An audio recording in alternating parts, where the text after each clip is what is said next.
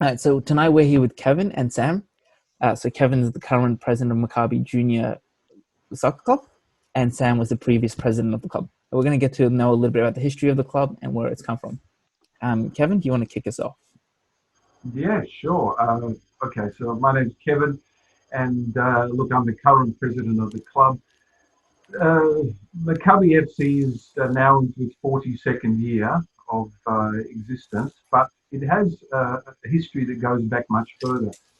There was a previous Jewish community club called Hakoah, which goes back to, I can't think exactly the dates, but it would go back to certainly the sort of just post-war period and even a little bit of the pre-war period. But then again, the roots go even deeper because you're talking about Hakoah clubs that went back into Vienna in Austria, back into the early 1900s. Yeah. And in fact, there's actually a very interesting book out about that whole history of that club, how successful and how popular they actually were in Vienna at the time. So then go forward to the post-war years, and obviously the immigrants came out. They set up their clubs in all the many different ethnic groups, including the Jewish community, which was Hakoah.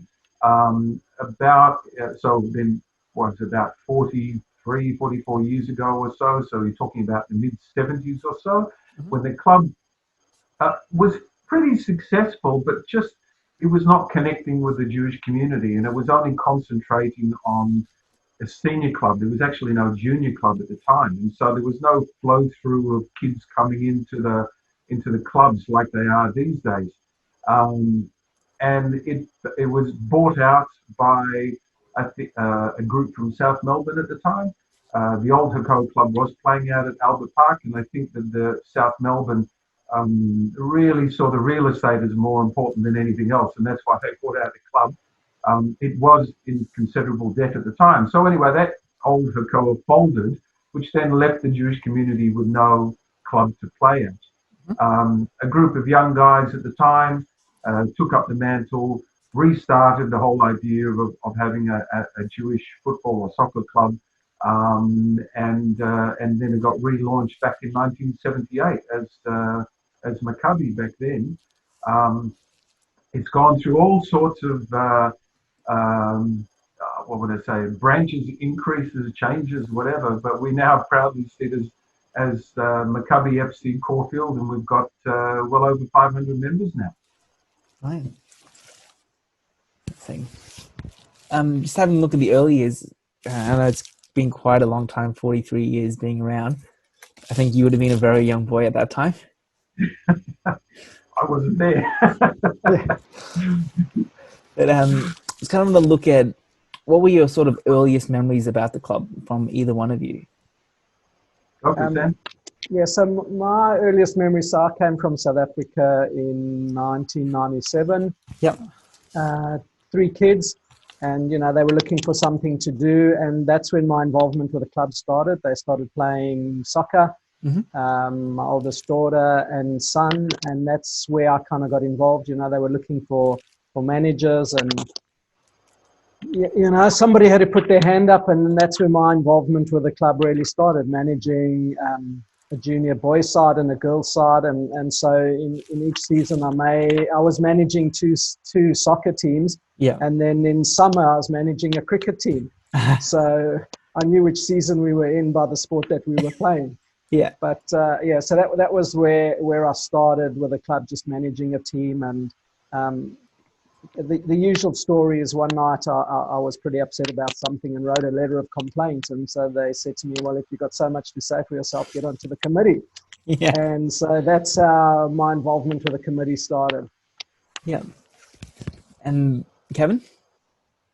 I guess my earliest memory, I'm not an immigrant like Sam, but and my eldest son sort of joined the under 8s at Maccabi. I guess it's kind of because I went through a bit of a change myself. It's growing up in Melbourne. I did grow up with VFL and AFL, but then at some point when my son, or I have 2 daughters and 3 sons, but at some point when my boys wanted to play a game, I thought, well, I'd rather them play the game that everyone plays rather than a game that nobody plays.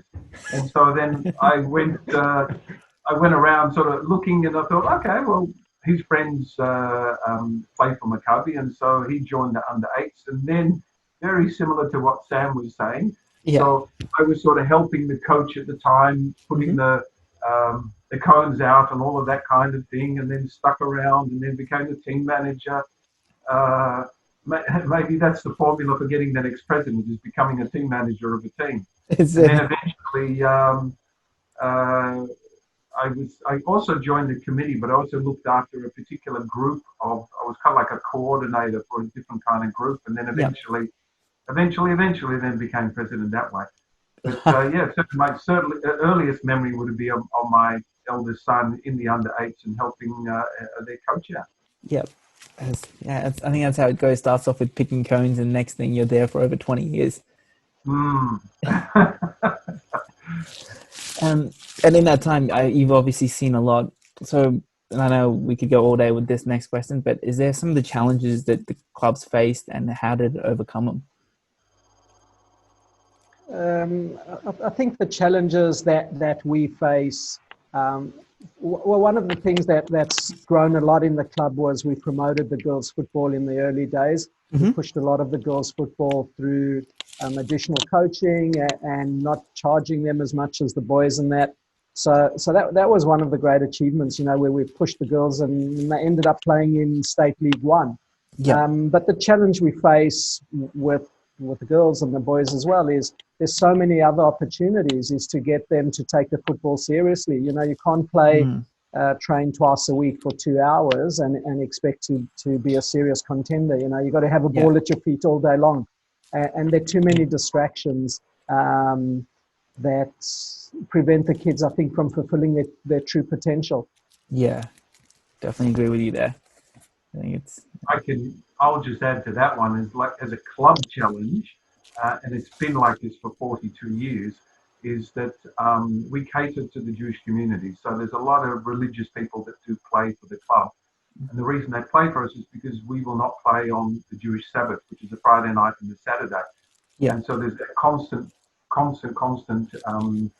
battle every year of just playing on the Sundays, and sometimes if games fall on certain days, trying to juggle that around. But look, we understand our challenges, and we're always open and flexible and willing to find different solutions to that kind of challenge of finding the right match day that will suit both us and our opposition teams. Exactly, and I think, and having seen it firsthand, I think you guys do a great job trying to cater and trying to work around with that. Yep. And I just want to look at the future of the club. Where do you want Maccabi to head, or where does Maccabi want to go? Okay, I can proudly say that right now that we've got members from 5 to 85 years old. Yeah. Okay, I'm not so sure if too many other clubs have got that.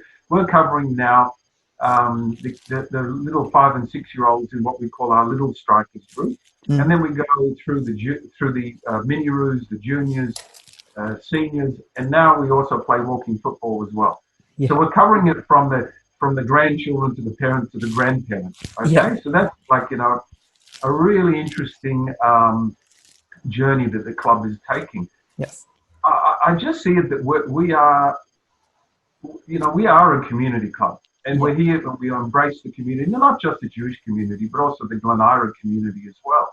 Mm-hmm. And I think kind of along the lines of what Sam was talking about before with the whole female football, and there's obviously a big push towards female football.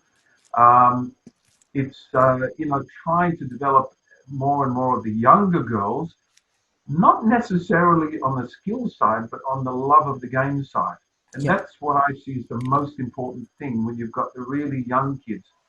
You don't have to push them too hard for skills. Just get them to learn a love of the game and get them involved with playing the game, enjoying, having fun, and then eventually the skills can come along. That's not the most important part as far as I'm concerned. So I just kind of see that probably the short to medium term future is more to push on that enjoyment of the game side of it, and then things develop from there. And as I said, we're now covering 5 to 85 year olds. So the proof is in the pudding. Yeah, definitely. And Sam?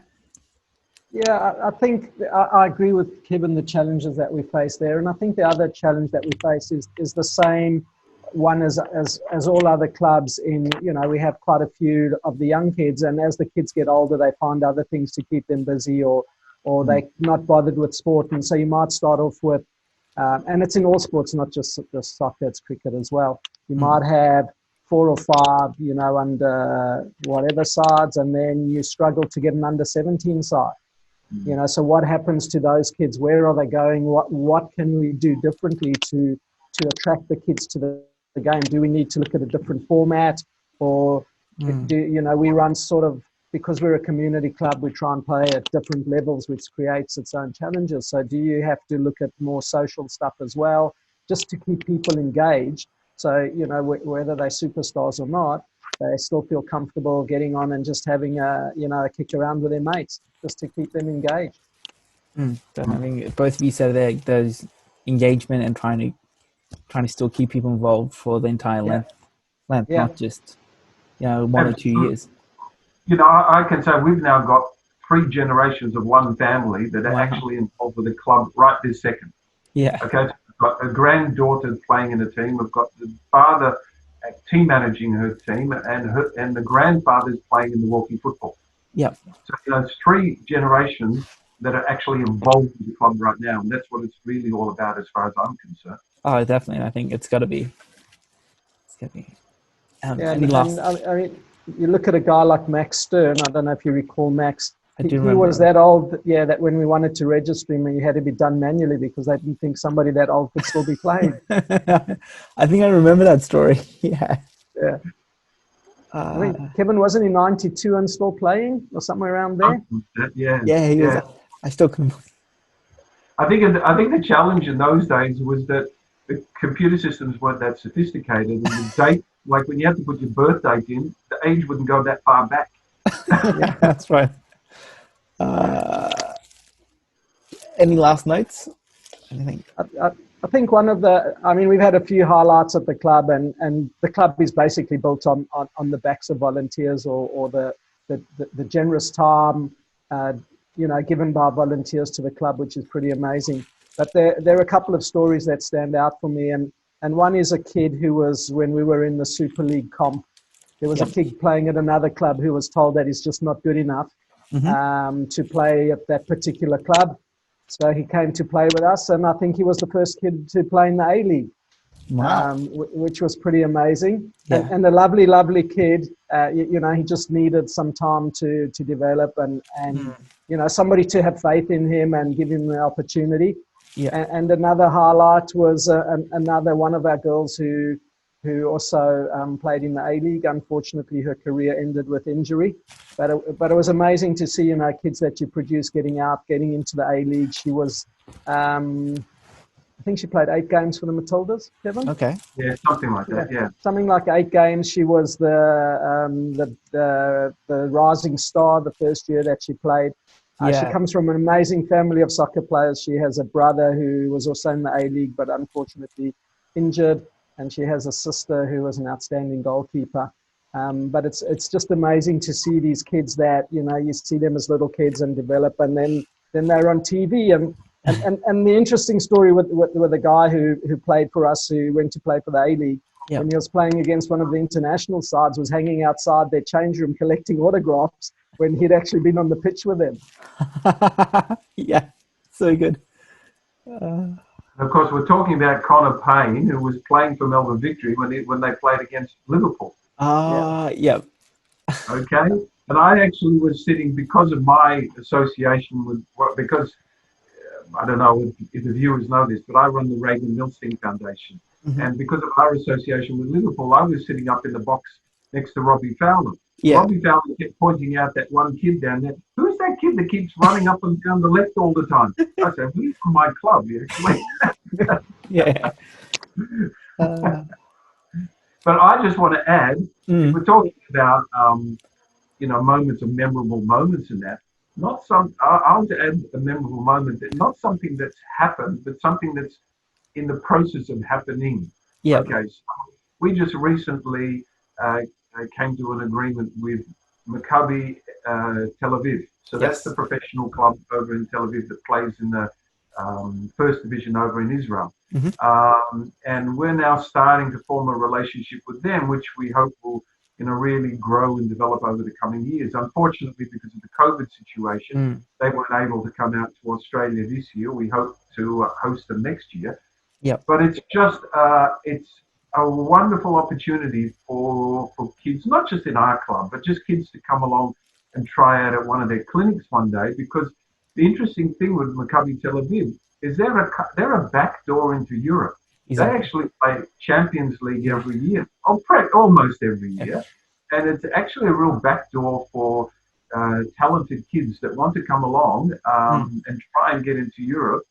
There's been even some Australian players that have played over in that league and are currently playing in that league in Israel. So I just see some pretty interesting moments. It'd be quite amazing to one day have a kid that's been playing on Caufield Park at the Maccabi Tel Aviv Academy sessions, and then 5-10 years later, they're playing professional football for some club in Europe somewhere. Yeah.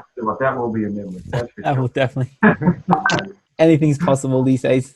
Anything's possible. Yeah. Thank you guys for your time, and thank you for joining us today and sharing those stories. I really appreciate it. Thank you. And I just want to say that, Kevin's been absolutely amazing as the club president, and the connections that he's formed, and the fantastic work that he does through the Reagan Milstein Foundation internationally, and also with the All Abilities. As a club, we can only be grateful, and we are so fortunate to have someone as dedicated and who's put in all the work, and everything revolves around it for Kevin. Even though he's a volunteer, sometimes volunteers they don't really embrace it. They have the title and they kind of half-heartedly do stuff. Yeah. But Kevin's in there 24/7, and how fortunate we are as a club to have somebody of that caliber who's that dedicated to the club. It's just amazing, and it's through the efforts of Kevin and other people that the club's gotten to where it is. Exactly. Yeah. Thank you, Sam. But I also have to say that Sam, being the previous president, look, I inherited an extremely well-run club. Yeah. And just sort of like embellished and added on to the. But yes, I do have a passion for football, and that obviously shows through the club. But something which is really evident right now is that through this whole COVID period, when none of us knew or even know right now what's going to happen with the season or no season, we as a club are actually in a very good financial position. So we're able to ride out the storm, and that's because of people like Sam and all the presidents that went before him using smart heads and running the club in the right way. Exactly. But so it's all a team effort. We play a team sport, and it's a team effort all around. That's it. Once again, thank you. Good luck with the season, and hopefully we're back out in the park. Great. Thank you very much. Yeah, you take care. Thanks, guys. Bye. Bye.